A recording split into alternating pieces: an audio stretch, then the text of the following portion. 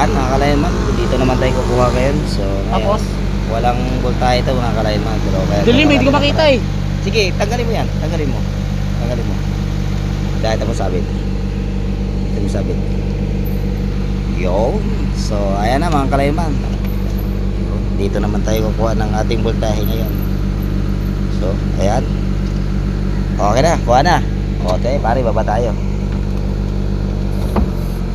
So ayan mga ka-lineman, tapos na po tayo ang ating isang project. So actually marami pang gagawin ito, pero in-energize lang natin ang ating transformer para mabigyan na ng ating ano yan. So ayan, ililipat pa rin natin dito sa bagong poste din mga ka-lineman. So ayan, lahat ng sekundaryo na yan mga ka-lineman, ayan, lahat ng sekundaryo na yan, isi-swing natin yan dito sa panibagong poste natin na bagong tinayo.